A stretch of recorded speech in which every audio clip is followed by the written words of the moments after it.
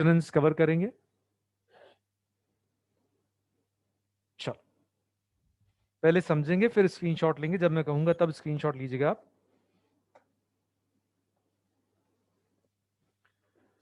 RLC circuit में Z के लिए ये वाला फॉर्मूला अपन यूज कर रहे हैं, ठीक है, इसमें कोई प्रॉब्लम नहीं किसी को। अब ध्यान से देखें, यदि एक्सेल एक्सी से बड़ा है,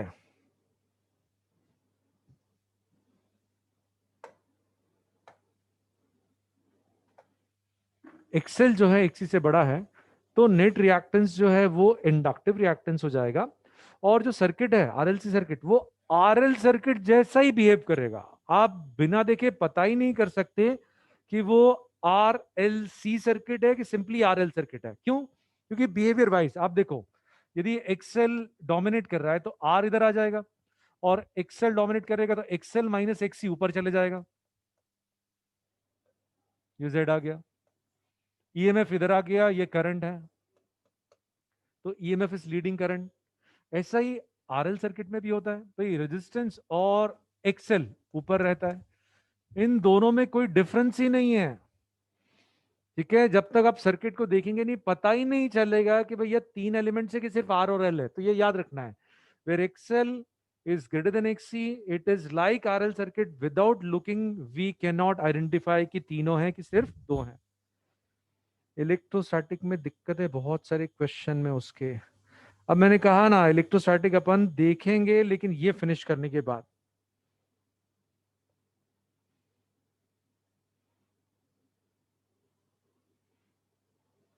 ठीक है। अच्छा ये रिजल्ट आ गया क्या? रिजल्ट आप लोगों को ये पता क्या आपने इवैल्यूएट किया है? आ गया है, ओके ओके। रैंक नहीं आई, पढ़ाएंगे बेटा पढ़ाएंगे, 11th भी पढ़ाएंगे, इलेक्ट्रोस्टैटिक भी पढ़ाएंगे।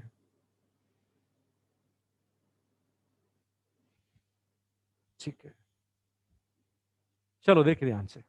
और ऐसे ही मान लीजिए एक्सी बड़ा है, एक्सी बड़ा है तो फिर क्या होगा भाई, एक्सेल और एक्सी का रिजल्टेंट नीचे चले जाएगा, और फिर ये आरसी सर्किट जैसा बिहेव करेगा, ठीक है। तो फिर से ये आरसी सर्किट जैसा बिहेव करेगा, तो बिना देखे हम बता नहीं सकते कि तीनों हैं कि सिर्फ दो हैं, ठीक है। अरे मैं कह रहा हूं, जो मेरी बात सुनेंगे, मेरी बात सुनेंगे मतलब ये नहीं कि मेरा आशीर्वाद मिल जाएगा, जो मेरी बात सुनेंगे फॉलो करेंगे, वो देखेंगे कि उनका परफॉर्मेंस इंप्रूव होता ही चले जा रहा है।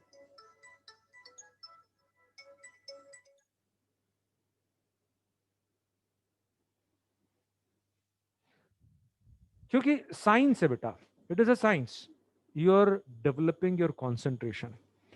और जब अपन ध्यान लगाने की कोशिश करते हैं तो मन में रिबेलियस टेंडेंसीज आती हैं कि no we don't want to do it, repulsion आता अंदर से। उस रिपल्शन को जीतना 10-10 मिनट, मतलब अपनी अपनी लाइफ पे अपना काबू हासिल करना, पूरा फोकस स्टैब्लिश होगा, फिर आप जो चाहोगे वो कर पाओगे। जितना भी मन रिवोल्ट कर रहा है आप सुनोगे ही नहीं उसकी, उसको आपकी सुनना पड़ेगी। साइंस है भाई, पर ये टाइम लेता है।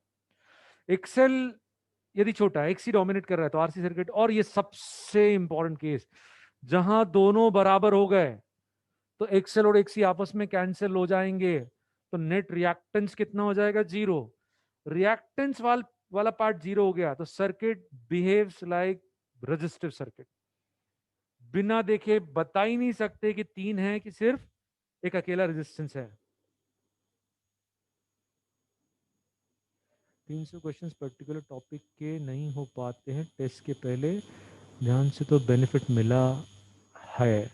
ध्यान से बेनिफिट मिलेगा बेटा, बी पेशेंट। तो this condition is called resonance, जहां पर नेट रिएक्टेंस जीरो हो जाता है। और मालूम सर्किट कैसे बिहेव करता है, वो दोनों आपस में कैंसिल हो गए, एक तरह से सिर्फ ये अकेला बचा रहेगा, इस तरह का बिहेवियर रहेगा।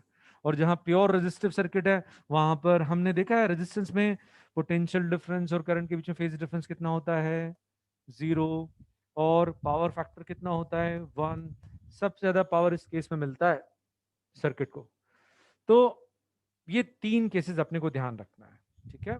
तो कहीं भी आपको ये पता चलता है ना, ध्यान से सुनना, कि ईएमएफ जो है, बहुत ध्यान से सुनो बेटा, ईएमएफ जो है करंट को लीड कर रहा है, सपोज 90 डिग्री से, एक बात ध्यान से सुनो, 90 डिग्री से लीड कर रहा है, तो बताओ इसमें रेजिस्टेंस हो सकता है क्या? जरा दिमाग लगाओ। 90 डिग्री से लीड या लैग होने से सिर्फ रेजिस्टेंस रोकता है, तो यहां पर पक्की बात रेजिस्टेंस जीरो है। और क्योंकि ईएमएफ लीड कर रहा है, क्योंकि ईएमएफ लीड कर रहा है, तो इंडक्टर तो होना ही चाहिए, एक्सेल तो होना ही चाहिए। लेकिन एक्सी हो भी सकता है, नहीं भी हो सकता है। एक्सी है लेकिन एक्सेल से कम है, एक ही बात हो गई। अकेला इंडक्टर है तो भाई ईएमएफ जो है करंट के आगे रहेगा, अकेला इंडक्टर है तो। इंडक्टर और कैपेसिटर दोनों है लेकिन इंडक्टर डोमिनेट कर रहा है, तो फिर से ईएमएफ करंट को लीड करेगा। तो ध्यान रखना, जहां पर फेज डिफरेंस जीरो है, एक बात पक्की, रेजिस्टेंस कितना आएगा? जीरो। ठीक है। और यदि ईएमएफ लीड कर रहा है तो या तो अकेला इंडक्टर है या फिर एल और सी दोनों है जिसमें एक्सेल डोमिनेट कर रहा है। और मान लीजिए करंट लीड कर रहा है, करंट जो है वो ईएमएफ के आगे है, 90 डिग्री आगे है, तो रेजिस्टेंस तो जीरो रहेगा। कैपेसिटर तो होगा ही क्योंकि वही करंट को लीड कराएगा। हाँ, कैपेसिटर प्लस इंडक्टर हो सकता है लेकिन फिर कैपेसिटर डोमिनेट करेगा। Is is okay?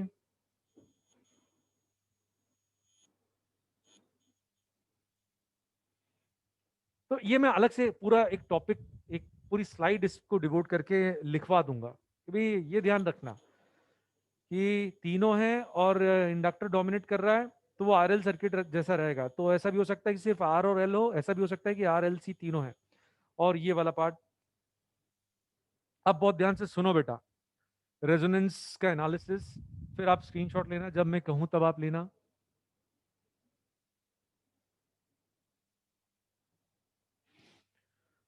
Z जो है आरएलसी सर्किट में अपन ऐसे कैलकुलेट करते हैं, R square plus XL minus XC का स्क्वायर।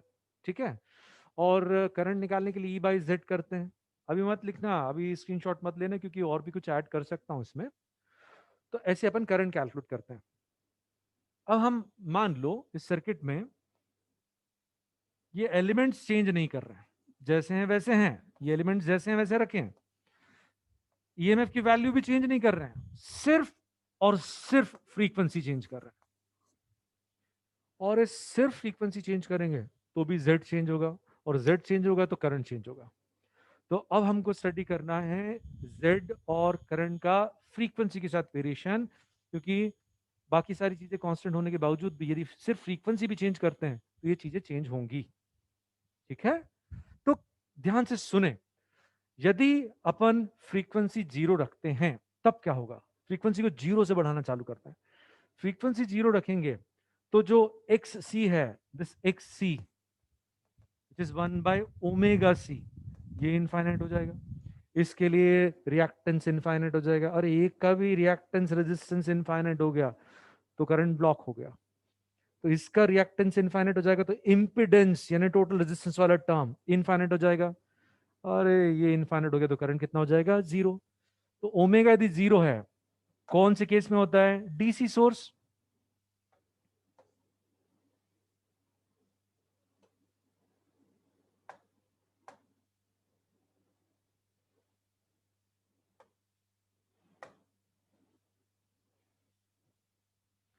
डीसी सोर्स के केस में ओमेगा की वैल्यू जीरो होती है। तो यहां कैपेसिटर इनफाइनाइट रेजिस्टेंस ऑफर करेगा तो जेड इनफाइनाइट हो जाएगा, तो करंट जीरो हो जाएगा। ये समझ लो यहीं। ऐसे ही यदि अपन ओमेगा इनफाइनाइट कर देंगे तो x L which is omega L,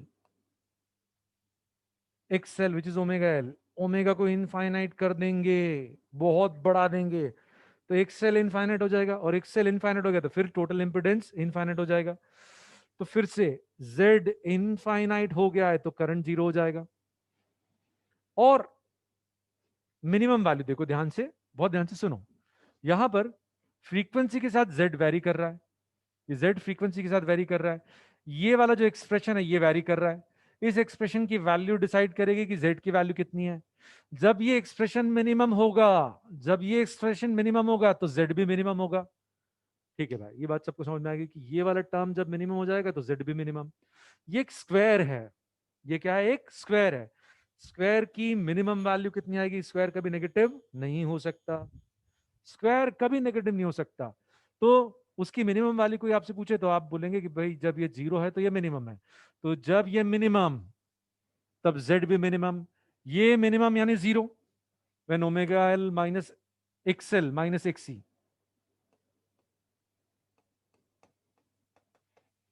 XL minus XC यानी ओमेगा एल माइनस 1/ओमेगा सी, जीरो, तब जेड मिनिमम रहेगा। ठीक है, तब जेड की वैल्यू मिनिमम रहेगी।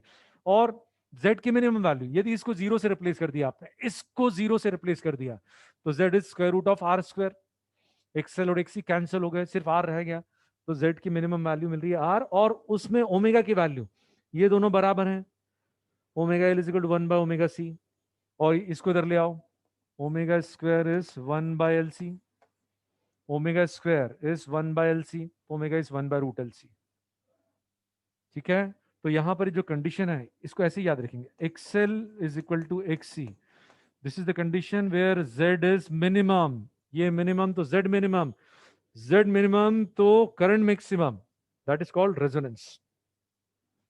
और ये जो फ्रीक्वेंसी है, this is called resonance frequency. जिस फ्रीक्वेंसी पे ऐसा होता है, ये सब होता है, that is called resonance frequency. और क्योंकि यहाँ रिएक्टेंस जीरो हो गया, circuit behaves as pure resistive circuit. ठीक है, अब वो ग्राफ देखें और फिर आप नोट करेंगे यहां पर जेड का ओमेगा के साथ वेरिएशन। ठीक है, ओमेगा जीरो है तो जेड इनफाइनाइट है, ओमेगा इनफाइनाइट है, ओमेगा इनफाइनाइट है तो फिर से जेड इनफाइनाइट है। तो जेड जो है इन्फिनिटी से वापस इन्फिनिटी पे जा रहा है, ओमेगा को जीरो से लेके इन्फिनिटी तक चेंज कर रहे हैं, बढ़ा रहे हैं। तो जेड जो है वो इन्फिनिटी से इन्फिनिटी पे जा रहा है, तो it must take a turn. भाई इन्फिनिटी से वापस इन्फिनिटी पे जाना है तो ऊपर के ऊपर तो नहीं जा सकता, वो हमेशा इनफाइनाइट नहीं है। तो वो टर्न लेके वापस इन्फिनिटी पे जाएगा, जहां टर्न लेगा वहां जेड मिनिमम। और मिनिमम वैल्यू जो है वो जिस फ्रीक्वेंसी पे आती है वो हमने पहले ही निकाल ली, 1/√एल सी। और यहाँ जेड की वैल्यू कितनी आ जाएगी? आर। और ये करंट का भी ग्राफ देख लो भाई, यही यही वाला फंडा है। जब ओमेगा जीरो है, यहाँ ओमेगा जीरो है तो जेड इनफाइनाइट है, तो यहाँ करंट जीरो रहेगा। फिर ओमेगा इनफाइनाइट है तो जेड वापस इनफाइनाइट है, तो करंट वापस जीरो है। तो ओमेगा जीरो तो जेड इनफाइनाइट, तो करंट जीरो। और फिर ओमेगा इनफाइनाइट करेंगे तो वापस से करंट जीरो हो जाएगा। तो करंट जीरो से वापस जीरो पे लौट के आ रहा है, तो उसको भी टर्न लेना पड़ेगा, कहीं ना कहीं टर्न लेगा, वहां पे ये मैक्सिमम मिलेगा। जब z मिनिमम है, जब z मिनिमम है तो करंट जो है वो मैक्सिमम, और z की मिनिमम वैल्यू r के बराबर, z की मिनिमम वैल्यू r के बराबर, तो मैक्सिमम करंट फ्रीक्वेंसी चेंज करने पर मिलेगा E/R। Now you can note it. कोई डाउट है तो बताओ, रुको रुको एक minute.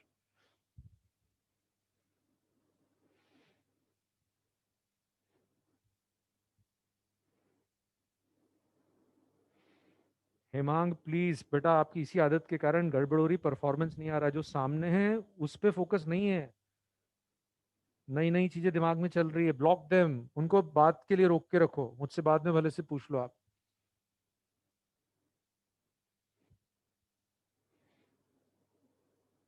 I minimum upward parabola से होगा, करंट मैक्सिमम है बेटा Aditi.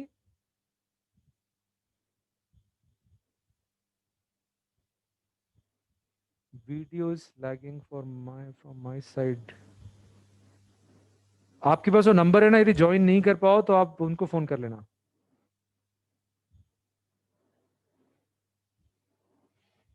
Pure resistive circuit, pure resistive circuit.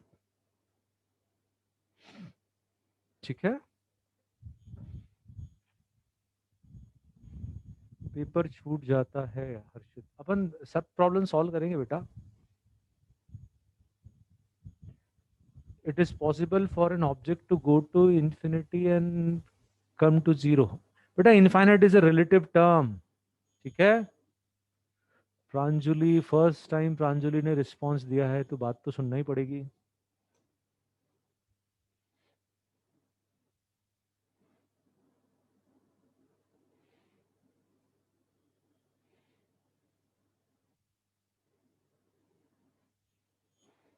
चलो आगे बढ़ते हैं, फिर आपसे जनरल बात भी करेंगे बेटा, आपकी सारी प्रॉब्लम्स दूर करेंगे, डोंट वरी। पहले ये फिनिश कर लें। देखो, रेजोनेंस की प्रॉपर्टी समझना है, रेजोनेंस पे क्या क्या होता है, प्लीज लिसन केयरफुली। एक्सी और एक्सएल बराबर हो जाते हैं तो नेट रिएक्टेंस जीरो हो जाता है, वो दोनों एक दूसरे को कैंसिल कर जाते हैं, तो Z सिर्फ R के बराबर रहता है, ठीक है। ये अभी पिछली स्लाइड में भी लिखा था कि Z R के बराबर है, ये बहुत बहुत इंपॉर्टेंट प्रॉपर्टी है। तो ये Z की मिनिमम पॉसिबल वैल्यू है जब वो omega L minus one by omega C वाला टर्म जीरो हो जाता है, और इस समय VC और VL बराबर रहेंगे। इसको समझो भाई, यहां पे तीनों सीरीज में है, सीरीज सर्किट की बात कर रहे हैं अपन, तीनों में करंट सेम है, तो आप लिखेंगे VR, तो I into R is VR, I into X is VC, I into XL is VL। I तो तीनों में सेम रहेगा। अब रेजोनेंस पे ये दोनों एक दूसरे को कैंसिल करते हैं, दोनों की वैल्यू बराबर हो जाती है। At resonance XC is equal to XL, तो VC is equal to VL। Very very important property, VC is equal to VL, ये याद रखना आपने को, ठीक है। और यदि VC और VL बराबर हो गए तो VR is equal to E, इसको भी समझना है। ये भी बहुत काम की प्रॉपर्टी है, ये सब एक साथ होने वाला है। कोई एक प्रॉपर्टी सेटिस्फाई होगी तो बाकी सारी की सारी चेन में जितनी भी प्रॉपर्टीज है सेटिस्फाई होंगी। तो देखें, हम जब इस सर्किट में ईएमएफ निकालेंगे तो इन तीन फंक्शंस यानी तीन फेजर्स का रिजल्टेंट है, तीनों को प्लॉट करते हैं, V R, V C, V L. V R, V C, V L तीनों फंक्शंस को ड्रॉ किया, और ये दोनों बराबर हैं तो ये दोनों आपस में कैंसिल हो जाएंगे। तो इन तीनों का रिजल्टेंट जो ईएमएफ है, इन तीनों का रिजल्टेंट ईएमएफ है, वो सिर्फ किसके बराबर आ जाएगा, ये तो कैंसिल हो गए, तो वी आर इन तीनों का resultant is equal to EMF, तो EMF is equal to V R. तो पूरा पूरा ये ईएमएफ इसके क्रॉस अपीयर होगा, ये हमने डिराइव किया, ठीक है। तो ये बहुत इंपॉर्टेंट है, पूरा ईएमएफ रेजिस्टेंस के क्रॉस आ जाएगा। और करंट निकालना है तो E बाई जेड, जेड की जगह R, कोई प्रॉब्लम नहीं है। Power factor R by Z होता है, power factor R by Z होता है, which is cos zero. R by Z, एक मिनट इसको लिख देते हैं, power factor is cos five, इस R बाई जेड, जेड की जगह R आ जाएगा, दिस इज वन। तो फेज रेफरेंस करंट और वोल्टेज के बीच में कितना आ जाएगा, जीरो। Very very important. और पावर लिखना है तो ई स्क्वायर बाय आर। ये कैसे डिराइव करेंगे भाई, पूरा ईएमएफ इसके क्रॉस अपीयर हो गया है, बाकी दोनों को हटा दो, तो वी आर की वैल्यू ई के बराबर, तो V R square by R power होता है, V R square by R power होता है, और सिर्फ इस केस में वी आर ई के बराबर है, ई स्क्वायर बाय आर। ये मैक्सिमम पावर है, इससे ज्यादा पावर किसी फ्रीक्वेंसी के लिए नहीं मिलेगा। मैक्सिमम पावर, अलग अलग फ्रीक्वेंसी के लिए पावर अलग अलग रहेगा, रेजोनेंस पे ये पावर मैक्सिमम रहेगा, सिर्फ फ्रीक्वेंसी के साथ वेरिएशन चेक कर रहे हैं अपन, ठीक है। तो नेक्स्ट पॉइंट जो है, मैंने इसको समझा है, जैसे यहाँ ये सोर्स 100 वोल्ट का है, और यदि ये पूरे के पूरे इसके क्रॉस आ गया, जैसे आपने देखा है ये पूरा ईएमएफ इसके क्रॉस, मतलब रेजोनेंस है। या फिर ऐसा नहीं दे रखा तो ये दोनों बराबर दे रखे हैं, ये दोनों बराबर दे रखे हैं तो भी ऐसा ही होगा।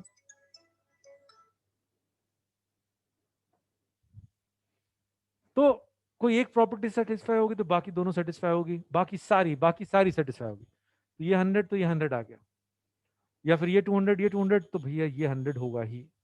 XL is equal to XC. For maximizing power, resonance is preferred. Since all loops generally have inductive property, a capacitor is used to acquire resonance. भाई आरएलसी सर्किट में मैक्सिमम पावर कब मिलेगा, जब रेजोनेंस है। तो कोई भी लूप देखेंगे, हर लूप के पास इंडक्टिव प्रॉपर्टी होती है इन जनरल, उसके पास इंडक्टिव प्रॉपर्टी होती है। इंडक्टिव प्रॉपर्टी को कैंसिल करने के लिए कैपेसिटिव प्रॉपर्टी चाहिए, एक्सी और एक्सएल एक दूसरे को कैंसिल करते हैं। तो किसी भी लूप में रेजोनेंस चाहिए तो उस लूप में कैपेसिटर कनेक्ट करते हैं। For maximising power resonance is preferred, hence all loops, since all loops generally have inductive property, a capacitor is used to acquire resonance, ठीक है। now you can take the screenshot। नहीं Keshav, R by Z होता है बेटा। अजीत बेटा ये AC है, Ajit AC है, डीसी नहीं है बेटा। यहाँ पे वेक्टर जैसा बिहेव करते हैं फंक्शंस। ठीक है,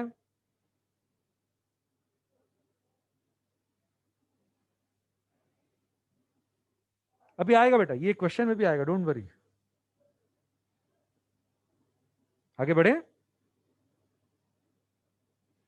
ओमेगा जीरो है ना डीसी, ओमेगा जीरो है ना डीसी, कांस्टेंट करंट है, कांस्टेंट वोल्टेज है, तो चेंज नहीं हो रहा, तो उसकी फ्रीक्वेंसी कितनी आएगी? जीरो।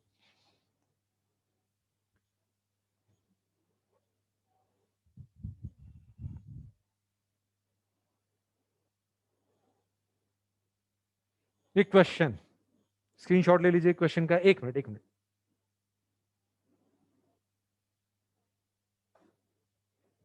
स्क्रीनशॉट ले लीजिए।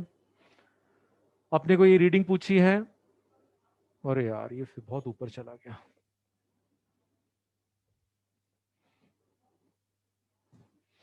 ये रीडिंग पूछी है और रेजिस्टेंस, कैपेसिटी, बहुत सारी चीजें पूछी है।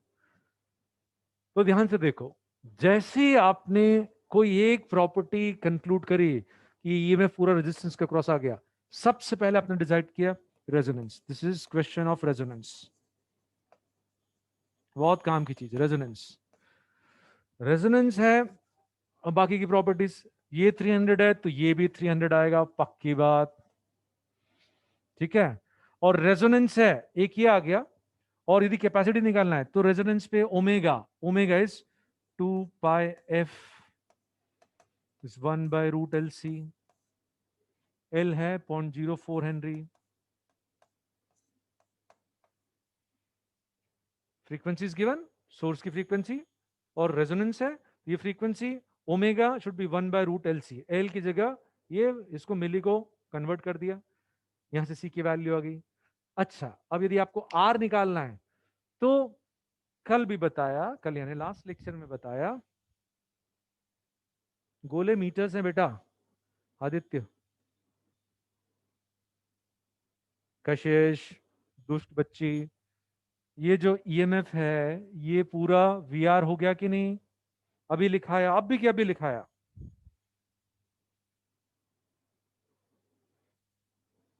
वन आई रब्ड, अरे वो तो आंसर्स थे बेटा, वो पिछली क्लास में जो आंसर्स लिखे थे वो थे आदित्य। कशिश बेटा क्लियर हुआ?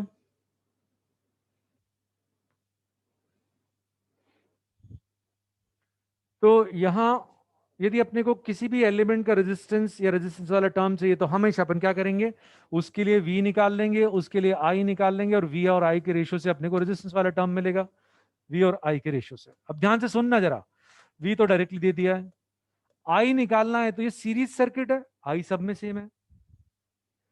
ठीक है, सीरीज सर्किट है तो आई सब में सेम है, तो ये आई निकालने के लिए अपन देखो इसको यूज कर सकते हैं, क्योंकि इसके लिए अपने को वोल्टेज भी दे रखा है, इसके लिए रेजिस्टेंस जैसा टर्म भी इनडायरेक्टली दे दिया है, वोल्टेज और रेजिस्टेंस वाला टर्म, वोल्टेज और रेजिस्टेंस वाला टर्म। ठीक है, तो आई निकालने के लिए V R using VL by XL.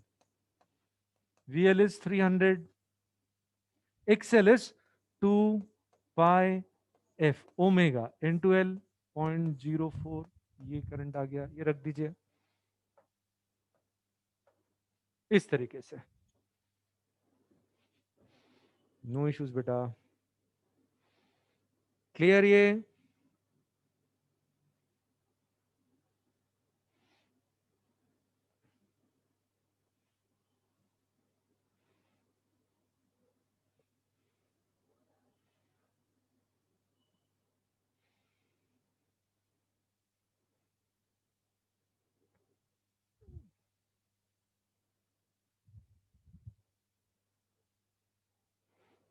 छोटा चैलेंज, देखें कितने लोग इसको हैंडल कर पाते हैं जल्दी। मोहम्मद क्या पूछना चाहते हो बेटा?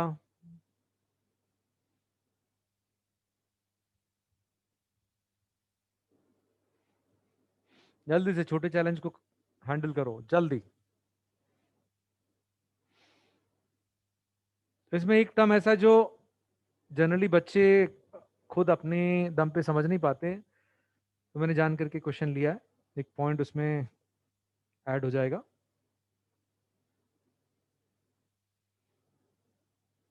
जल्दी।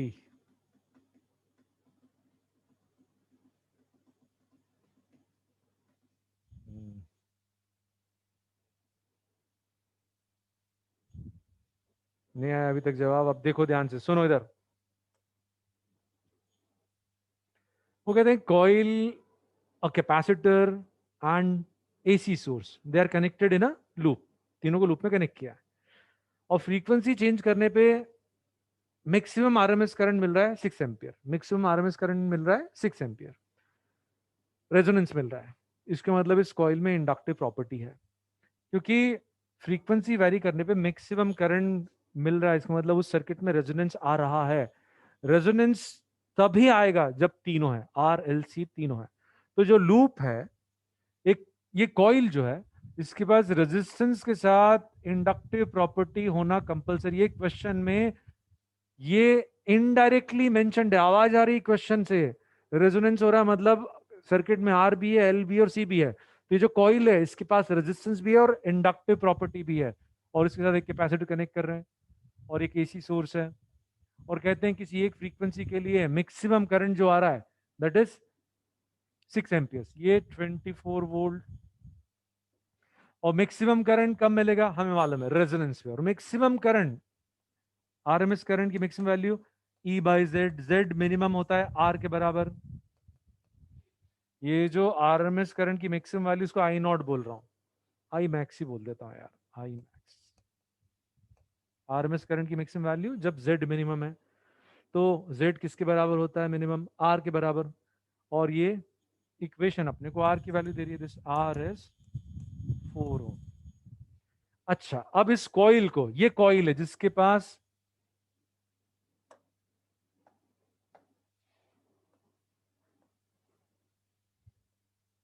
इंडक्टिव प्रॉपर्टी भी है और रेजिस्टिव प्रॉपर्टी भी है। ये जो कॉइल है, सिर्फ इस कॉइल को अब अपन डीसी सोर्स के क्रॉस कनेक्ट कर रहे हैं, और वो जो सोर्स है उसका अपना एक इंटरनल रेजिस्टेंस है, जिसको मैं अलग करके ड्रॉ कर देता हूं। सोर्स है 12 वोल्ट का, इसका इंटरनल रेजिस्टेंस 4 ओम है, बहुत ही घटिया सोर्स है। और ये रेजिस्टेंस इस लूप का आया 4 ओम। इससे कोई लेना देना नहीं, क्योंकि ये अब बिना टाइम मेंशन किए अपने को करंट पूछ रहे हैं, मतलब स्टेडी स्टेट करंट, मतलब स्टेडी स्टेट करंट पूछा है। ठीक है, तो उसके लिए इस लूप का रेजिस्टेंस यहां से निकालना जरूरी था। अब बताओ, यहां स्टेडी स्टेट करंट में इसका कोई रोल है क्या, नहीं है। तो total EMF divided by total resistance,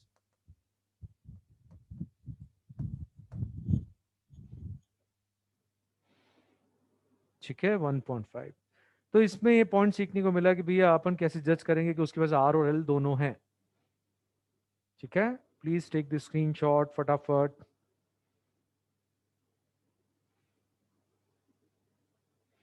resonance से सुहाना बेटा, यदि रेजोनेंस हो रहा है तो तीनों का होना जरूरी है, आर एल सी तीनों का होना जरूरी है।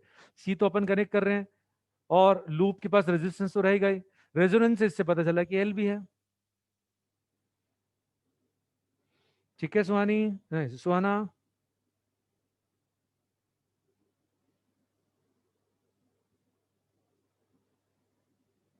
Sir here coil meant L N R, yes yes yes. Maximum word आया मतलब resonance, maximum minimum, yes yes Hemang. जल्दी से स्क्रीनशॉट लो, जल्दी जल्दी जल्दी।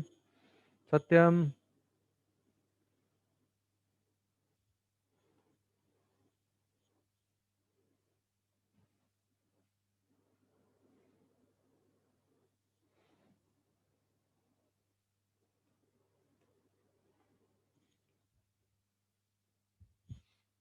देवांश, अब आपका डाउट इधर क्लियर हो जाएगा। बहुत ध्यान से सुनना। A motor has inductance of 10 Henry. For maximum power at 50 hertz, it should be connected with what? Capacitor, inductor, resistance, तीनों में से किसके साथ कनेक्ट करेंगे और उसकी वैल्यू बताओ। तो समझो, हर लूप के पास रेजिस्टेंस के साथ साथ जनरली इंडक्टिव प्रॉपर्टी होती है, वो करंट में चेंज को अपोज करता है, उसके पास इंडक्टिव प्रॉपर्टी होती है। और यदि हम इसे मैक्सिमम पावर सप्लाई करना चाहते हैं तो हमको नेट रिएक्टेंस जीरो करना पड़ेगा देवांश। तो इंडक्टिव प्रॉपर्टी तो उसके पास है ही सही, हमको इस इंडक्टिव प्रॉपर्टी को कैंसिल करने के लिए और क्या ऐड करना पड़ेगा, कैपेसिटर, वो इसको कैंसिल करेगा, तो हमको कैपेसिटर ऐड करना पड़ेगा और उसकी कैपेसिटी पता करने के लिए रेजोनेंस कंडीशन यूज करेंगे। सिर्फ रेजोनेंस में ये इसको कैंसिल करेगा।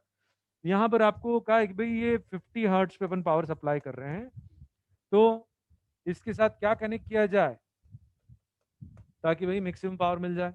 तो omega which is 2 π f is equal to 1/√LC। यहां से जो कैपेसिटी मिलेगी वो रेजोनेंस को सेटिस्फाई करेगी। ठीक है, क्लियर ये? यस और नो?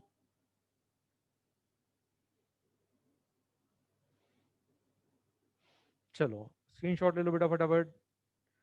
क्वेश्चन बहुत सिंपल डायरेक्ट है लेकिन बड़ा इंपॉर्टेंट कॉन्सेप्ट है इसमें।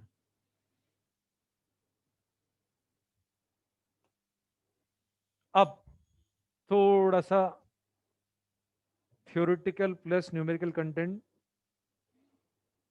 देखो ध्यान से। आप स्क्रीनशॉट बाद में लेना, पहले सुनोगे समझोगे।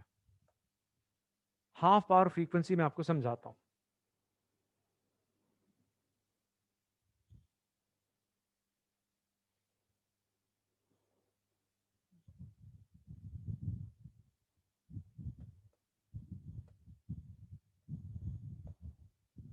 सुनना बेटा, जैसे रेजोनेंस कंडीशन जब सेटिस्फाई होती है तो जो पावर है, पावर मैक्सिमम रहता है, पावर इज मैक्सिमम, उसको पी नॉट बोल देते हैं। करंट मैक्सिमम रहेगा E²/R। ठीक है, ये पावर रहेगा मैक्सिमम पावर। और इस समय जो करंट है वो मैक्सिमम है, maximum current is E/Z, Z की जगह R आ जाएगा। ठीक है, ये हमको मालूम है। यहां से शुरुआत करते हैं। राम पाटीदार फर्स्ट स्लाइड का बोल रहे थे, फर्स्ट स्लाइड देखते हैं बेटा। अच्छा, अब हमने अभी ग्राफ देखा, जेड का ग्राफ देखा, करंट का ग्राफ देखा। देखो ध्यान से, ये करंट का ग्राफ है और ये जेड का ग्राफ है।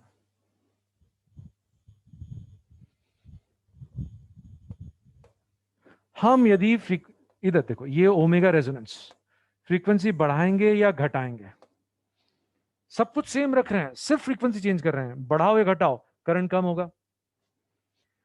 तो हम पहले वो करंट पता करना चाहते हैं जहां पावर जो है मैक्सिमम का आधा हो जाता है। पावर यदि मैक्सिमम का आधा करना है तो बताओ करंट कितना करना पड़ेगा। करंट, ये पावर का फॉर्मूला I²R। यदि पावर आधा करना है तो जो करंट है वो मैक्सिमम का 1/√2 कर दो। तो यदि करंट मैक्सिमम का 1/√2 हो जाएगा तो पावर आधा हो जाएगा। ठीक है, तो जहां आपको पूछते हैं कि पावर आधा करना है तो वहां पर जो करंट है that should be 1/√2 times the maximum current. और देखो ध्यान से, यहां पर ये मैक्सिमम करंट है I0 और यहां करंट है I0/√2। तो जहां ये करंट I0/√2 हो जाएगा वहां पर पावर मैक्सिमम का आधा हो जाएगा। तो ये जो दो फ्रीक्वेंसीज हैं जहां करंट मैक्सिमम करंट का 1/√2 हो जाता है, ये वो दो फ्रीक्वेंसीज हैं जहां करंट मैक्सिमम का 1/√2, तो पावर मैक्सिमम का आधा। इन फ्रीक्वेंसीज को कहते हैं हाफ पावर फ्रीक्वेंसीज। इन दो फ्रीक्वेंसीज को कहते हैं हाफ पावर फ्रीक्वेंसीज। इनकी प्रॉपर्टीज, यहां करंट √2 के फैक्टर से कम हो गया है, मतलब जो Z है ये √2 के फैक्टर से बढ़ गया है। किसके कारण? सिर्फ फ्रीक्वेंसी के कारण। Z फ्रीक्वेंसी के ऊपर डिपेंड करता है।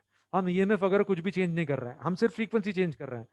तो यहाँ जो Z है फ्रीक्वेंसी चेंज होने के कारण √2 के फैक्टर से बढ़ गया। यहाँ पे Z कितना है, रेजोनेंस पे Z कितना है, यहां पर Z की वैल्यू होती है R। इसका मतलब यहां पर इन दोनों पॉइंट्स पर Z हो गया √2R, यहाँ Z की वैल्यू हो गई है √2R। आराम से समझो, Z √2 के फैक्टर से बढ़ेगा तो करंट √2 के फैक्टर से कम हो जाएगा, करंट √2 के फैक्टर से कम हो जाएगा तो पावर आधा हो जाएगा। तो हाफ पावर फ्रीक्वेंसी की प्रॉपर्टीज अब मैं लिख रहा हूं, ध्यान से आप सुनो समझो।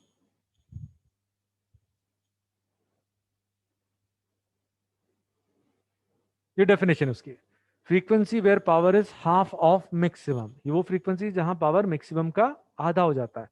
तो यहां पर जो करंट है, current at half power frequency, I naught by root two हो जाएगा। ठीक है, इसका मतलब z जो है वो रूट टू के फैक्टर से बढ़ गया। यहां पर मैक्सिमम करंट वाली कंडीशन पर जो z है वो r के बराबर है, z को रूट टू के फैक्टर से बढ़ा देंगे तो करंट रूट टू के फैक्टर से कम हो जाएगा। ठीक है, और फिर एक पॉइंट और बहुत इंपॉर्टेंट, यदि z जो है रूट टू आर हो गया तो जो x है वो r के बराबर आएगा, क्योंकि सिर्फ यहां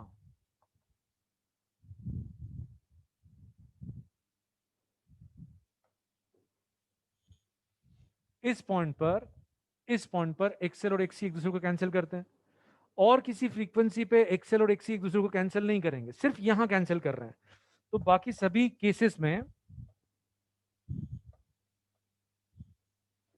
एक्स नॉन जीरो रहेगा। तो यदि एक्स निकालना है तो ध्यान से सुनिए, यहां पर एक्स की वैल्यू आ जाएगी आर के बराबर, हाफ पावर फ्रीक्वेंसी पे एक्स की वैल्यू आर के बराबर आएगी। ठीक है, उसको समझो बेटा।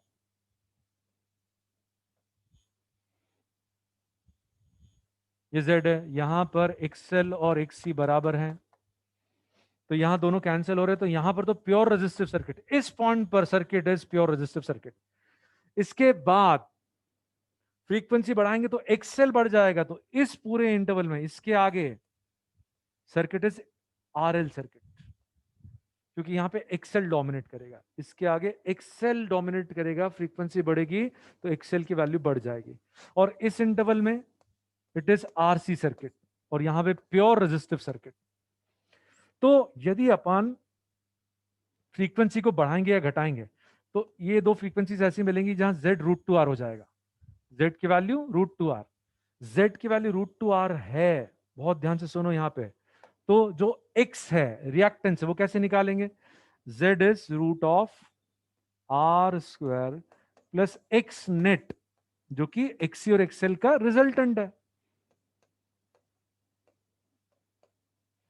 ये हाफ पावर फ्रीक्वेंसी की प्रॉपर्टीज आगे बढ़ा रहे हैं, एक एक step. Root of R square plus X net, जो कि एक्सी और एक्सएल का रिजल्टेंट है। यहां एक्स नेट पता करेंगे तो देखो सॉल्व करने के बाद आर आ रहा है, आर और आर का रिजल्टेंट रूट टू आर आएगा। एक एक पॉइंट समझना, बहुत ध्यान से सुनना बेटा। तो यहां पे एक्स नेट आर के बराबर आएगा, लेकिन जो यहां एक्स है, यहां इस पॉइंट पे फ्रीक्वेंसी बढ़ाने के बाद जो एक्स आएगा वो एक्सएल माइनस एक्सी आएगा, और यहां पर एक्सी डोमिनेट करेगा इस फ्रीक्वेंसी पे। यदि एक्स निकालेंगे, इस फ्रीक्वेंसी पे एक्स निकालेंगे तो XC is more than XL. तो ये अपने को ध्यान रखना है, नेट एक्स आर। ठीक है, और आगे लिखेंगे, ये प्रॉपर्टीज आगे आ जाएंगी।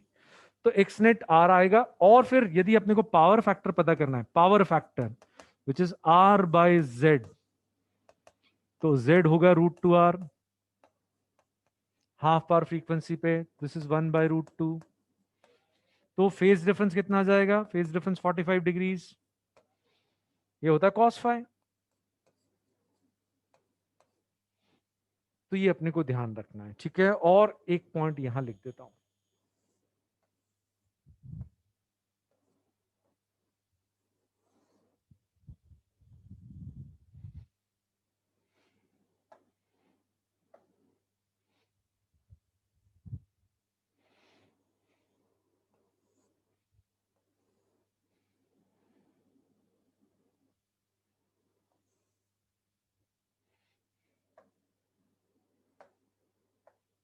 यहां z जो है मिनिमम है, z minimum is equal to R, यहां z है रूट टू आर। तो ये दो फ्रीक्वेंसीज कहलाती हैं हाफ पावर फ्रीक्वेंसीज, क्योंकि ये ओमेगा एक्सिस है, ओमेगा चेंज करेंगे तो ये z चेंज होगा। और यहां पर x C minus XL is equal to R, यहां पे XL minus XC is equal to R, ये ध्यान रखना आपने को। ठीक है, अब आप ये नोट कर लो, ये स्क्रीनशॉट ले लीजिए, कोई डाउट है तो बताइए बेटा। Gracy after long time you are responding.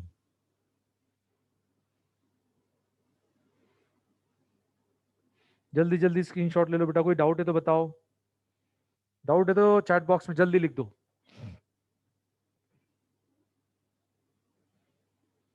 Current RMS value बिल्कुल।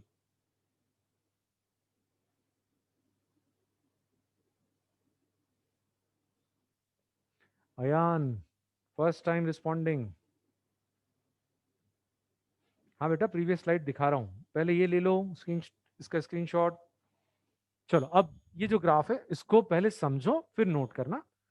जैसे अपन ने अभी थोड़ी देर पहले current versus omega graph plot किया, बहुत ध्यान से सुनना, current versus omega graph plot किया। यहां ओमेगा जीरो है तो जेड इनफाइनाइट था तो करंट जीरो था, ओमेगा इनफाइनाइट है तो जेड इनफाइनाइट है तो करंट जीरो था, अभी पढ़ा। और रेजोनेंस पे जेड मिनिमम है आर के बराबर तो करंट मैक्सिमम है। अब यदि रेजोनेंस से फ्रीक्वेंसी बढ़ाएंगे या घटाएंगे तो देखो करंट कम हो रहा है। जहां ये करंट मैक्सिमम करंट जो कि ई बाय आर है, दोनों तरफ करंट कम हो रहा है, जिन फ्रीक्वेंसीज पे ये current I naught by root two हो जाएगा, इन दोनों फ्रीक्वेंसीज को कहते हैं हाफ पावर फ्रीक्वेंसीज। तो यहां की प्रॉपर्टीज, यहां पावर मैक्सिमम का आधा जेड रूट टू आर, और एक्सएल माइनस एक्सीज आर वो पहले भी बता दिया। यहां पर भी इस वाली फ्रीक्वेंसी में भी सेम प्रॉपर्टी, बट अब यहां पे एक्सी डोमिनेट कर रहा है, एक्सी माइनस एक्सएल आर हो गया, बाकी सारी प्रॉपर्टी सेम। तो यहां पर पावर मैक्सिमम का आधा Z root two R XC minus XL is R. और क्या याद रखना है, ये है रेजोनेंस फ्रीक्वेंसी। इस विड्थ में बहुत ध्यान से सुनो, यहां पर ये दोनों फ्रीक्वेंसीज हाफ आवर फ्रीक्वेंसीज निकालना है, तो ये याद रखना है, इसका डेरिवेशन काम का नहीं। ये भी आर बाय टू एल है, ये भी आर बाय टू एल है। ये वाली फ्रीक्वेंसी निकालना है तो omega R plus R by two L, ये वाली फ्रीक्वेंसी निकालना है तो omega R minus R by two L, ये इंपॉर्टेंट है। तो हाफ पावर फ्रीक्वेंसीज निकालना है तो ये दोनों फ्रीक्वेंसीज हाफ पावर फ्रीक्वेंसीज हैं। और ये जो विड्थ है this is called band width, this is called band width, जिसमें पावर, यह है बैंडविड्थ। ये वो इंटरवल है जहां पावर मैक्सिमम के आधे से ज्यादा मिलेगा। यहां पावर मैक्सिमम का आधा है, यहां भी पावर मैक्सिमम का आधा है, और इस इंटरवल में मैक्सिमम के आधे से ज्यादा मिलेगा। मैक्सिमम का आधा यहां है तो इस इंटरवल में पावर मैक्सिमम के आधे से ज्यादा है। तो बैंडविड्थ वो इंटरवल है जहां पावर मैक्सिमम के आधे के बराबर या उससे ज्यादा है। बैंडविड्थ वो इंटरवल है जहां पावर मैक्सिमम के आधे के बराबर या उससे ज्यादा है इस इंटरवल में। ठीक है, तो ये डेफिनेशन होगी बैंडविड्थ की। और ये याद रखना है बैंडविड्थ कितनी आ रही है, R by two L plus R by two L, that is R by L, you have to remember. यदि ये बैंडविड्थ रेडियन पर सेकंड में पूछी है तो ये है, और फ्रीक्वेंसी यदि ये बैंडविड्थ हर्ट्ज में पूछी है, यूनिट्स हर्ट्ज दे रखी है, तो इसको 2 पाई से डिवाइड करना है। रेडियन पर सेकंड को 2 पाई से डिवाइड करेंगे तो वैल्यू हर्ट्ज में मिलेगी। Bandwidth, bandwidth is R by L divide by 2 pi, ये हर्ट्ज में, वो आप देख लेना, चारों यूनिट, चारों ऑप्शंस में यूनिट देख लेना। अच्छा, क्वालिटी फैक्टर याद रखना है, क्वालिटी फैक्टर होता है, उसको क्यू से सिंबलाइज करते हैं, resonance frequency divided by bandwidth, resonance frequency divided by bandwidth, this is the definition of quality factor. अलग अलग सोर्सेज में अलग अलग डेफिनेशन दे रखी है और अलग अलग तरीके से समझाने की कोशिश करिए। ये जो क्वालिटी फैक्टर, इसका फील्ड डेवलप कर सकते हैं बट नॉट नेसेसरी, कोई काम का नहीं है, इसलिए मैं नहीं उसका फील्ड डेवलप नहीं करा रहा है। ठीक है, तो क्वालिटी फैक्टर क्यू जो है उसकी डेफिनेशन याद रखना है, resonance frequency divided by bandwidth. तो resonance frequency 1 by root L C, resonance frequency is 1 by root L C, और बैंडविड्थ आर बाय एल, वो घोटना है, बैंडविड्थ आर बाय एल, ये एल ऊपर चले जाएगा, ये एल ऊपर चला गया, और फिर ये एल और रूट एल एक रूट एल ऐसे लिख सकते हो, तो डेफिनेटली ऐसे लिख सकते हो रूट एल। और एक और बहुत इंपॉर्टेंट पॉइंट, बहुत ध्यान से सुनना, ये जो Q है, this is omega resonance divided by bandwidth which is R by L,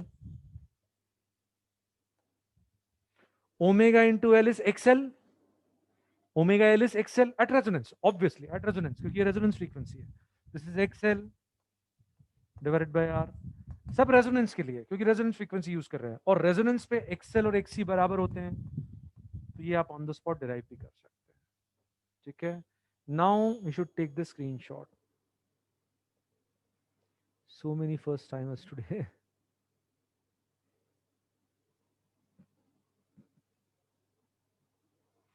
पहले कैपेसिटर बाद में इंडक्टर लीड करेगा, समझा देता हूं बेटा प्रिंस।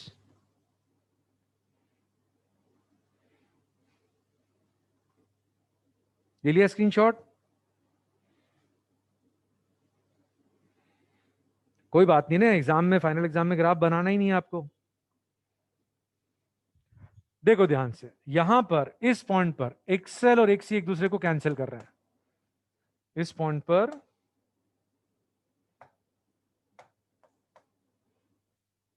ये ब्लू कलर क्लियरली विजिबल है? नहीं, ये विजिबल नहीं है।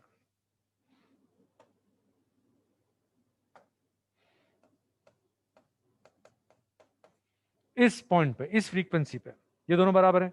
इसके बाद फ्रीक्वेंसी बढ़ेगी तो एक्सेल बढ़ जाएगा, फ्रीक्वेंसी बढ़ाएंगे तो एक्सेल बढ़ेगा, तो अब एक्सेल डोमिनेट करेगा, एक्सेल डोमिनेट करेगा यानी एलआर सर्किट।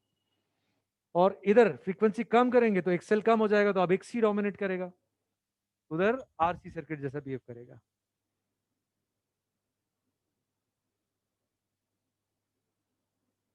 बड़ी क्लास में आ गए। ठीक है, ये पीएस क्लियर बेटा?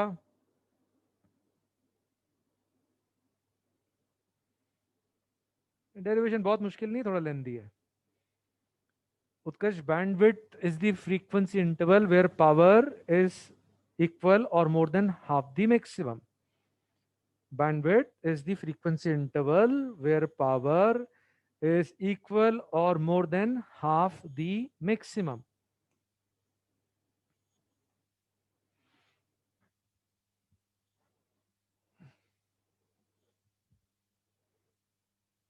चलो देखो, थोड़ा सा रिवीजन हो जाएगा। वो कहते हैं find power factor eight half power frequency, find power factor eight half power frequency. तो रिवीजन, क्योंकि ये बहुत इंपॉर्टेंट केस है, तो एक बार और रिवाइज कर लेते हैं। पावर फैक्टर होता है आर बाय जेड या कॉस फाइ, और हाफ पावर फ्रीक्वेंसी पे ये हो जाता है √2r, ये हो जाता है जेड, हो जाता है √2r। और कभी फेज डिफरेंस पूछ लिया तो 45 डिग्रीज। ऐसे ही आपको एल की वैल्यू दी है, सी की वैल्यू दी है, आर की वैल्यू दी है, और ईएमएफ दे दिया है। कहते हैं पावर, करंट, रेजिस्टेंस के क्रॉस वोल्टेज बताओ एट हाफ पावर फ्रीक्वेंसीज। थोड़ा फील डेवलप हो जाए इसके लिए एक दो क्वेश्चंस और कर रहे हैं। तो पावर के लिए जनरली, पावर निकालने के लिए हम I²R करते हैं, अवॉइड। यहां सबसे बढ़िया तरीका है, हाफ पावर फ्रीक्वेंसी यानी पावर मैक्सिमम का आधा। हाफ पावर का मतलब ही है पावर मैक्सिमम का आधा, और मैक्सिमम पावर होता है E²/R। रेजोनेंस पे मैक्सिमम पावर होता है E²/R। और ई की वैल्यू दे दी आपको 100² डिवाइडेड बाय 2, और आर की वैल्यू 20। और नहीं याद रहा तो देखो, आपको कुछ तो ध्यान रखना पड़ेगा भाई। भाई यहां पर जो z है दैट इज √2r, तो करंट निकालना है तो E divided by Z I²R, वही आंसर मिलेगा। E divided by Z is I²R is power. ठीक है। अच्छा, करंट पूछा है तो करंट तो E/Z, Z इज √2r।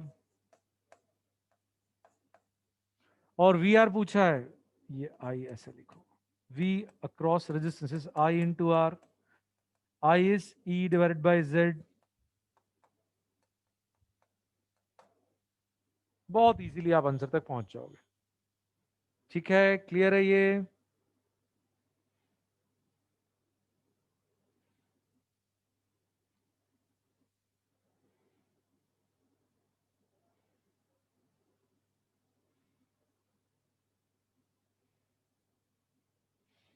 चलो,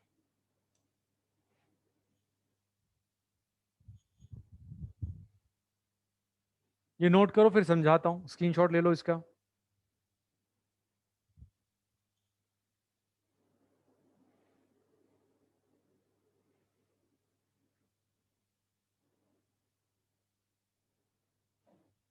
चलो अब इसको समझते हैं। ये तो फैक्चुअल डेटा है नीचे वाला, यहां से समझना चालू करते हैं, बहुत ध्यान से सुनना।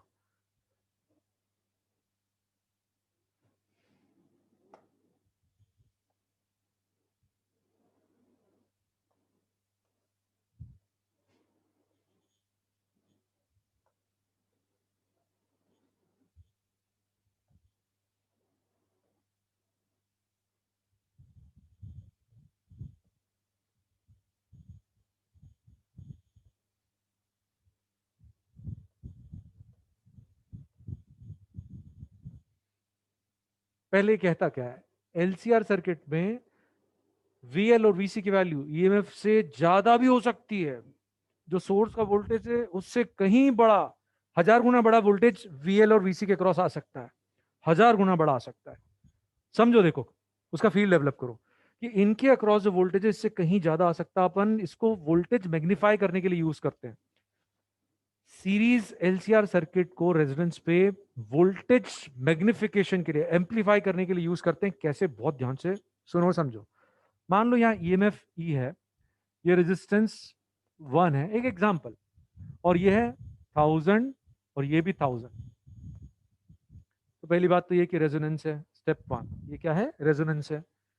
तो करंट निकालना है, तो करंट तो ई बाय जेड, ये करंट आ गया। एक एक स्टेप समझो। रेजोनेंस है और ये हमने वैल्यूज ऐसी सेट करी, हमने इंस्ट्रूमेंट्स ऐसे यूज किए कि ये दोनों 1000 10,000 रख सकते हैं। वो हमारे हाथ में क्या यूज करते हैं। तो ये करंट आया, ये करंट आ गया। अब इस करंट से अपन वीसी या वीएल निकालेंगे। सपोज वीएल निकालना, VL which is equal to VC is I into X. I is E by R, this is 1000, ये 1000 टाइम्स ई हो गया। ठीक है, तो ये जो वोल्टेज है वीएल और VC, this can be more than EMF. और यदि ये हमने, समझो एक और केस, इसको 100 रखा और इनको 1 रख दिया, ये भी 1 ओम है, ये रिएक्टेंस भी 1 ओम है, फिर से रेजोनेंस है, तो करंट आएगा ई बाय जेड। और अपने को यदि इसके क्रॉस वोल्टेज निकालना है तो एक्स से मल्टीप्लाई करते हैं। तो अब जो वीएल और वीसी है वो ई से कम है। बहुत इजी, बहुत इजी, 1/100 हो गया। और यदि ये तीनों 100 कर दिए, तीनों बराबर कर दिए, तो फिर से रेजोनेंस है, ये करंट आ गया। आराम से देखो, इज दिस क्लियर? दोनों का नेट तो जीरो ही आएगा बेटा, बिल्कुल सही बात है, बिल्कुल बिल्कुल, इन दोनों का नेट जीरो रहेगा। प्रक्षल, रोहित, चलो ठीक है, बढ़िया। अच्छा, लेकिन ये जो वी आर है, इसके क्रॉस जो वोल्टेज है वो कभी भी ईएमएफ से ज्यादा नहीं हो सकता। उसको समझो बेटा, बहुत ध्यान से सुनो और समझो। ये दोनों के क्रॉस जो नेट है वो सिर्फ एक केस में जीरो आएगा। ये जो नेट है सिर्फ सिर्फ और सिर्फ एक केस में जीरो आएगा, जहां रेजोनेंस है। तो जब ये वाला ईएमएफ, ये वाला वोल्टेज जीरो हो जाएगा, तब ये पूरा ईएमएफ इसके क्रॉस आएगा। सिर्फ रेजोनेंस में जब ये नेट जीरो हो गया, मतलब इन दो पॉइंट्स के क्रॉस कोई शेयर नहीं आ रहा, ये दोनों एक दूसरे को निपटा रहे हैं, तब ईएमएफ पूरा इसके क्रॉस आएगा। और यदि ये दोनों एक दूसरे को कैंसिल नहीं कर रहे हैं तो यहाँ कुछ ना कुछ शेयर आ जाएगा। वीएल और वीसी कैंसिल नहीं हो रहे तो यहाँ कुछ ना कुछ वोल्टेज आ जाएगा। तो पूरा ईएमएफ इसके क्रॉस नहीं आ पाएगा, क्योंकि एक पार्ट यहां भी आ गया। तो ये जो है, अब वी आर जो है वो ई से कम हो जाएगा। ये दोनों एक दूसरे को कैंसिल नहीं करेंगे तो इन दो पॉइंट्स के बीच में कुछ वैल्यू आ जाएगी। ठीक है, तो फिर यहां पर नहीं आएगा कुछ भी। क्लियर है? ये रेजोनेंस के अलावा तो वी आर ई से कम हो जाएगा। ठीक है, आगे बढ़े।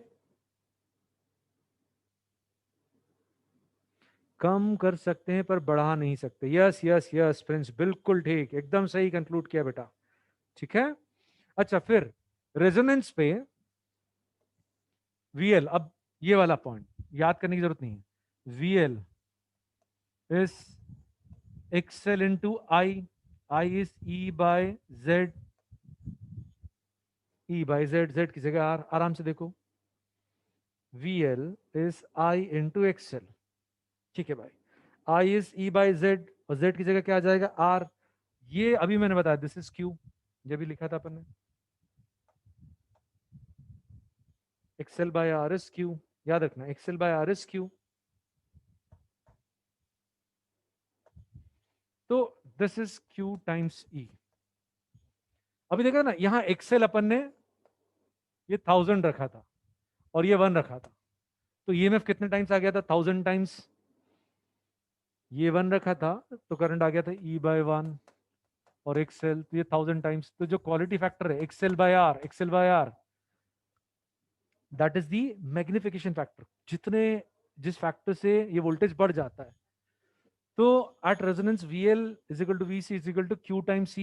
So Q is also called magnification factor. Q is also called magnification factor. Same thing, बिल्कुल ठीक। ठीक है, अब स्क्रीनशॉट ले लो। ये नीचे वाले दोनों तो याद करना है, घोटना है। Series resonance circuit is called acceptor circuit. Ram Shyam Sita Gita के बजाय उसको एक्सेप्टर सर्किट बोलते हैं। समझ सकते हैं ऐसा क्यों है, लेकिन कोई काम का नहीं है। और पैरेलल रेजोनेंस सर्किट जो है वो रिजेक्टर सर्किट कहलाता है।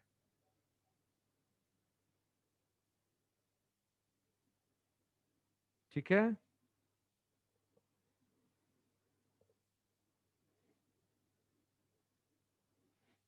चलो।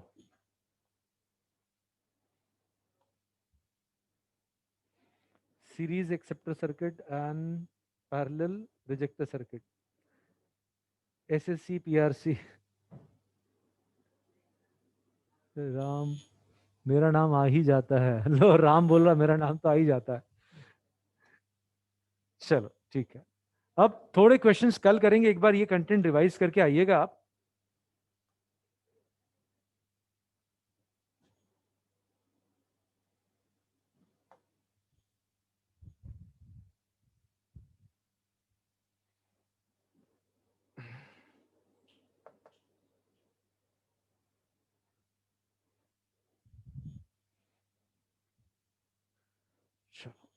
एलसी ऑसिलेशंस की थ्योरी और न्यूमेरिकल फॉर्मूले आपको बता देता हूं, और कल फिर क्वेश्चंस प्रैक्टिस करेंगे। बहुत इंपॉर्टेंट टॉपिक है।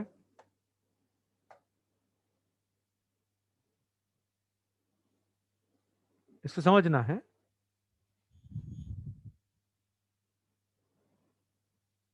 तो थोड़ा सा लिख लें।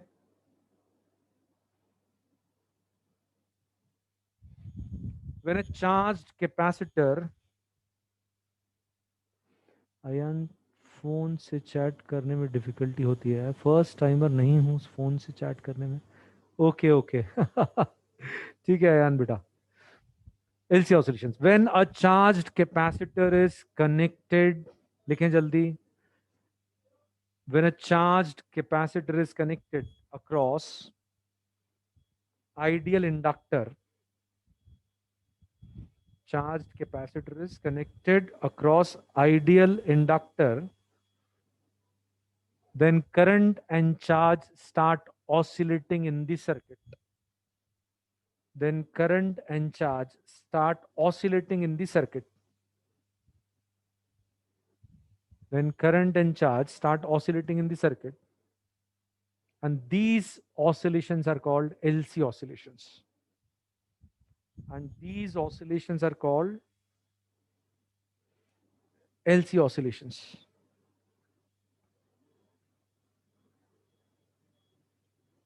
ठीक है, अच्छा अब आपको याद रखना है कुछ चीजें। क्या याद रखना है मैं बता रहा हूं। जैसे ये कैपेसिटर को चार्ज किया और फिर अपन ने उसको एक इंडक्टर के क्रॉस कनेक्ट कर दिया, तो इसमें चार्ज भी हार्मोनिकली वेरी करेगा, चार्ज हार्मोनिक फंक्शन हो जाएगा, करंट भी हार्मोनिक फंक्शन हो जाएगा।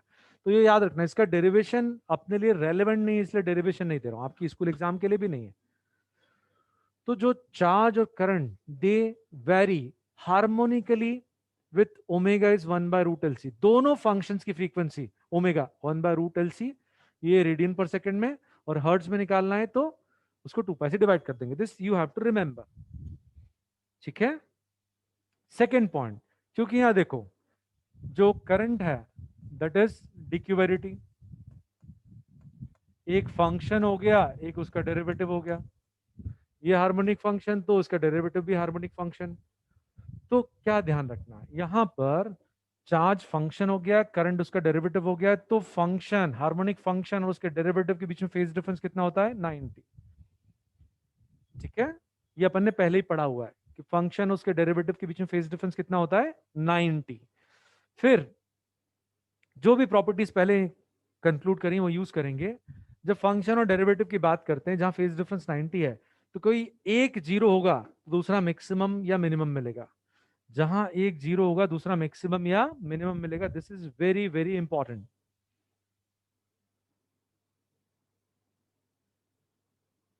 चार्ज कैसे चेंज होगा? बेटा करंट चलेगा तो चार्ज तो चेंज होगा ना हिमांशी? यदि स्विच क्लोज करेंगे तो करंट धीरे धीरे चेंज, सडनली चेंज नहीं होगा इंडक्टर में, वो सडनली चेंज नहीं होने देगा, लेकिन करंट तो फ्लो होगा, चेंज तो होगा। तो करंट फ्लो होगा तो चार्ज तो चेंज होगा। ठीक है, तो इसमें next point, when any one is zero, charge या करंट दोनों में से कोई एक जीरो होगा तो दूसरा मैक्सिमम मिनिमम, ये अपन ने पढ़ा हुआ है।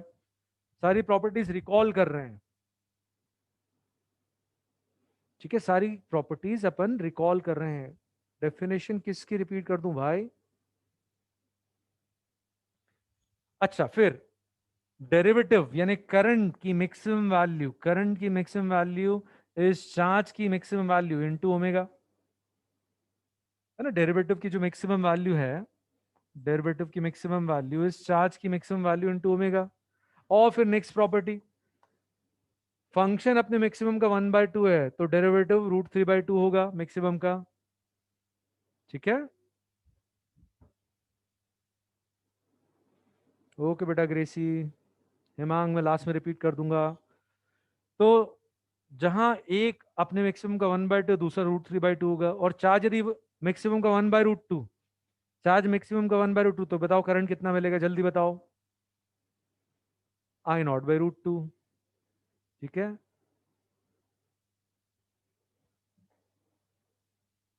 और क्योंकि सिर्फ यही दो हैं, सिर्फ ये दोनों आपस में कनेक्टेड हैं, तो दोनों सीरीज में भी है, दोनों पैरेलल में भी हैं। दोनों सीरीज में भी है, दोनों पैरेलल में भी हैं, दोनों के क्रॉस पोटेंशियल ड्रॉप सेम रहेगा और करंट भी दोनों में सेम रहेगा। ये एक टिपिकल केस है जहां दो एलिमेंट्स, सिर्फ दो एलिमेंट्स लूप में हैं। सिर्फ इस केस में दोनों सीरीज में भी होंगे और दोनों पैरेलल में भी होंगे। तो यहां पर क्योंकि दोनों पैरेलल में है तो VL is always equal to VC, values दोनों की सेम रहेंगी। तो VL is L/d/dt, VC is Q/C।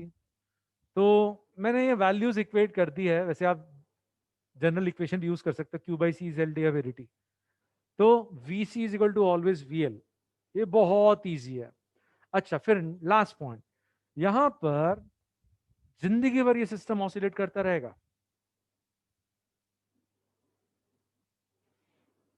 अरे यहां स्टेडी स्टेट नहीं आएगी। स्टेडी स्टेट में करंट जीरो हो जाएगा ना सर्किट? नहीं बेटा, वो कौन सा केस है स्टेडी स्टेट में? ये वाला केस जहां आप एक डीसी सोर्स कनेक्ट करते हो और आरएल सर्किट है, ये टोटली डिफरेंट केस है। This is totally different. समय रहेगा तो थोड़ा सा उसका फील्ड डेवलप करेंगे। तो यहां किसी ने पूछा दोनों सीरीज में और पैरेलल में कैसे है? मैं आपसे पूछता हूं, ए और बी, यहां 10 वोल्ट है तो नीचे पी और क्यू के बीच में कितना रहेगा? देवांश जल्दी बताओ। अरे तो पैरेलल में हो गए ना, पहली बात ये है, दोनों पैरेलल में हुए कि नहीं हुए? ठीक है, दूसरा, अब मैं आपसे पूछता हूं, यहां करंट 5 एम्पियर है तो बताओ ऊपर वाली ब्रांच में कितना रहेगा? जल्दी बताओ। अरे तो दुष्टों, सीरीज में भी आ गए ना, करंट भी सेम है और दोनों के अक्रॉस पोटेंशियल ड्रॉप भी सेम है। विराज, आप सुन ही नहीं रहे हो बेटा। सिर्फ दो, सिर्फ दो एलिमेंट है तब, तीसरा एलिमेंट नहीं होना चाहिए, तब ये प्रॉपर्टी काम नहीं करेगी। ठीक है, ओके। अच्छा, टोटल एनर्जी कांस्टेंट क्यों रहेगी भाई? यहां पर यदि रेजिस्टेंस नहीं है तो कोई एनर्जी डिसिपेट करने वाला है ही नहीं। कैपेसिटर भी एनर्जी स्टोर करता है, इलेक्ट्रिकल एनर्जी, ये इलेक्ट्रिकल एनर्जी स्टोर करता है, और ये भाई मैग्नेटिक एनर्जी स्टोर करता है, डिसिपेट कोई भी नहीं करता। तो एनर्जी कांस्टेंट रहेगी। जैसे कि मान लो एक स्प्रिंग ब्लॉक सिस्टम है, इसको स्ट्रेच करके, ये मीन पोजीशन, स्ट्रेच करके रिलीज कर दिया, तो अभी सिर्फ पोटेंशियल एनर्जी है। ठीक है, और काइनेटिक एनर्जी जीरो है। जब ये रिलीज हो जाएगा तो ये ऑसिलेट करेगा। कभी कभी एनर्जी प्योरली पोटेंशियल रहेगी, जब ये मीन पोजीशन पे आ जाएगा तो डिफॉर्मेशन जीरो हो जाएगा, तो सिर्फ काइनेटिक एनर्जी रहेगी। और बीच में है तो काइनेटिक एनर्जी भी रहेगी, पोटेंशियल एनर्जी भी रहेगी, लेकिन एनर्जी डिसिपेट नहीं हो रही, फ्रिक्शन नहीं है, तो जिंदगी भर ऑसिलेट करेगा। ठीक है, सही बोले प्रिंस, ये जिंदगी भर ऑसिलेट करता रहेगा। तो यहां यदि कोई डिसिपेटिव फोर्स नहीं है तो जिंदगी भर ऑसिलेशन चलेंगे और सिस्टम की एनर्जी चेंज नहीं होगी। यहां पर भी रेजिस्टिव एलिमेंट नहीं है तो कोई एनर्जी डिसिपेट करने वाला नहीं है, तो जिंदगी भर करंट फ्लो होता रहेगा। करंट का सोर्स बेटा ये चार्ज कैरी कर रहा है ना, ये चार्ज लीक होगा तो करंट फ्लो होगा। चार्ज है ना कैपेसिटर के पास, ठीक है, कैपेसिटर चार्ज है तो उसके कारण करंट फ्लो होगा। तो यहां पर बहुत इंपॉर्टेंट है, जैसे आपने कैपेसिटर को सिर्फ शुरू में चार्ज किया है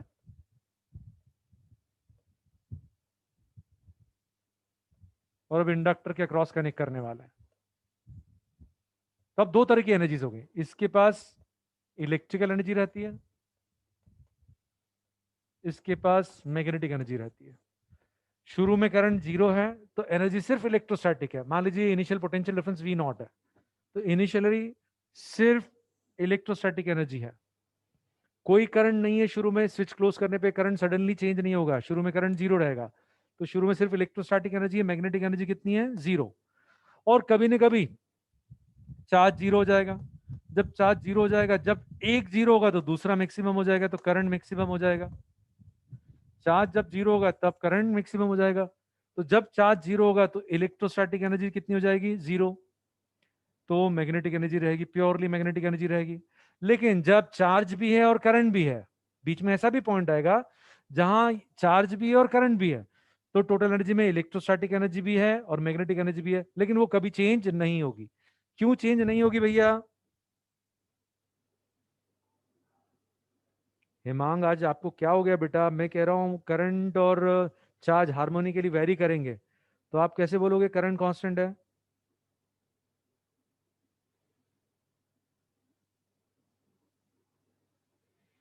हाँ, कैपेसिटर विल बिकम डिस्चार्ज, लेकिन जो इंडक्टर है उसमें करंट चल रहा है, उसके कारण वो रिवर्स डायरेक्शन में चार्ज हो जाएगा।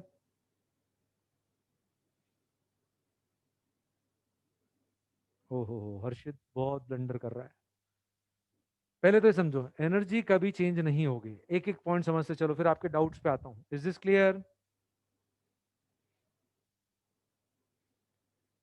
हर्षित दीक्षित, हर्षित पाटीदार, एक के बाद एक इन दोनों के मैसेज आ रहे हैं, ठीक है।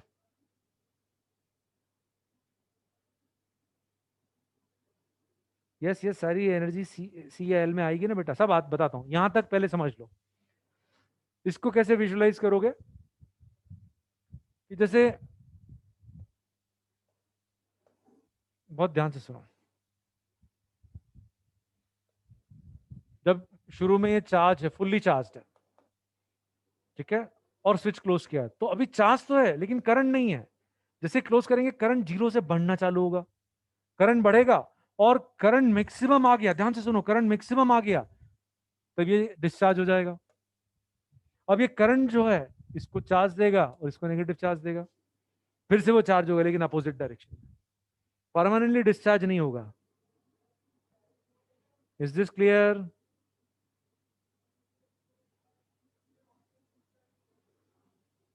और फिर ये जो चार्ज जाते चले जा रहा है, जाते चले जा रहा है, ये फुल्ली चार्ज हो जाएगा और फिर ये करंट जीरो हो जाएगा।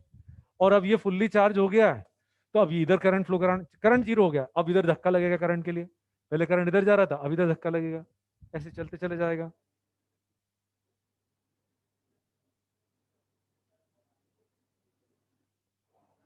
ठीक है, तो अब इसके ऊपर बेस्ड क्वेश्चंस कैसे आएंगे, पहले आप ये रिवाइज करके आओ, कल ग्राफ्स भी करेंगे, इसके इसके ग्राफ कवर करेंगे, इसके क्वेश्चंस करेंगे, और एलसीआर सर्किट के भी प्रैक्टिस क्वेश्चंस देखेंगे, कल ये खत्म करेंगे अपन टॉपिक।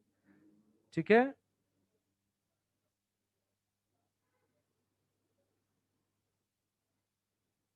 आप कुछ मार्गदर्शन देने वाले थे भव्या, कल चैप्टर फिनिश हो जाएगा। बिल्कुल। अच्छा, अब है ना, एक और बहुत इंपॉर्टेंट केस आपको समझना है। फोर्स ऑसिलेशन कितने लोगों को आता है? फोर्स ऑसिलेशन, फोर्स ऑसिलेशन भूल गए? यस सर, नहीं आता। चलो एक इक्वेशन तो समझा देता हूं, क्योंकि नहीं तो आपको बहुत सारी चीजें मेमोराइज करना पड़ेगी अपने को। अभी एलसी ऑसिलेशंस खत्म नहीं हुआ है, मैं चाहता हूं कि पहले आप उसको रिवाइज कर ले जो मैंने पॉइंट्स लिखे हैं, तो कल क्वेश्चंस में आप पार्टिसिपेट कर पाएंगे, नहीं तो उलझ जाएंगे। ठीक है, तो 5 मिनट बाकी हैं, यूटिलाइज कर लेते हैं। इंपॉर्टेंट केस है। डैम्पिंग फोर्स जो अपने सिलेबस में है वो बहुत सिंपल है।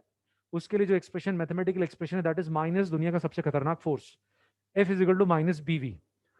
माइनस साइन ये बताता है कि जो रेजिस्टिव डिसिपेटिव फोर्स है वो वेलोसिटी के अपोजिट रहेगा और वेलोसिटी के प्रोपोर्शनल रहेगा।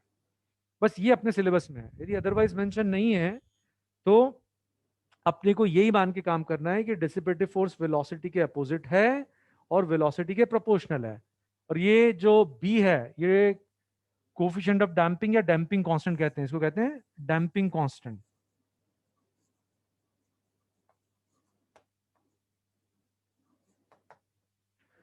अब फोर्स ऑसिलेशन की इक्वेशन सिर्फ वो लिख के बता रहा हूं, वो भी आप रिवाइज करना, तो उसको भी कल यूज करेंगे।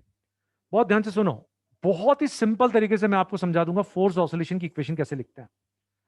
से मान लीजिए यहां सिर्फ स्प्रिंग ब्लॉक सिस्टम है, कोई डिसिपेटिव फोर्स नहीं है, कोई डिसिपेटिव फोर्स नहीं है। ये वेलोसिटी v से पॉजिटिव डायरेक्शन में जा रहा है, ये मीन पोजीशन है, x इज इक्वल टू 0 और ये x है। ठीक है, यदि कोई डिसिपेटिव फोर्स नहीं है, कोई दूसरा फोर्स नहीं लग रहा, तो यहां जो फोर्स है that is simply minus K x. This is mass into acceleration. इसमें किसी को प्रॉब्लम नहीं होगी। बहुत ध्यान से सुन लो, बस 2 मिनट बाकी हो, 2 मिनट में समझ में आ जाएगा।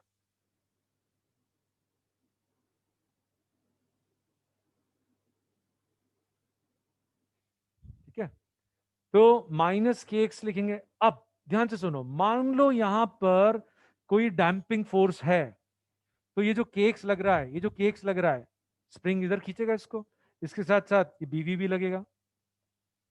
तो जो फोर्स की इक्वेशन आ गई that is minus K x, उसके साथ साथ माइनस बीवी भी आ गया। नौ, ये दोनों मिलके एक्सेलरेशन डिसाइड करेंगे, कोई प्रॉब्लम नहीं होना चाहिए। इज दिस ओके, यस और नो? लास्ट पॉइंट, यदि ये डिसिपेटिव फोर्स लग रहा है तो थोड़ी देर में ऑसिलेशंस खत्म हो जाएंगे। यदि हम ऑसिलेशंस मेंटेन करना चाहते हैं तो हमको एक्सटर्नल फोर्स लगा के एनर्जी सप्लाई करना पड़ेगी, जो कि वेलोसिटी को सपोर्ट करे। हमको ऐसा फोर्स लगाना पड़ेगा जो कि इस ऑसिलेशन को सपोर्ट करे, एनर्जी सप्लाई करे। तो अब इक्वेशन आएगी F minus K X minus B V is equal to mass into acceleration. तो ये कल मैं यूज करूंगा, K X plus B V plus M A. तो आप बहुत सारी चीजें मेमोराइज करने से बच जाएंगे। ठीक है, फर्स्ट स्लाइड बता दो प्लीज। पहले ये तो स्क्रीनशॉट ले लो बेटा, जल्दी।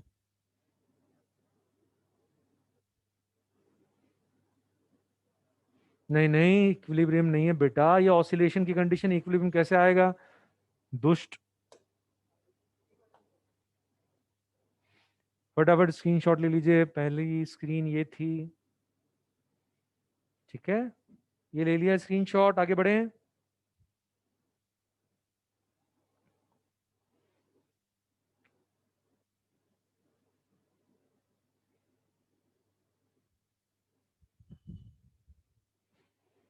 चलो बाय, टेक केयर।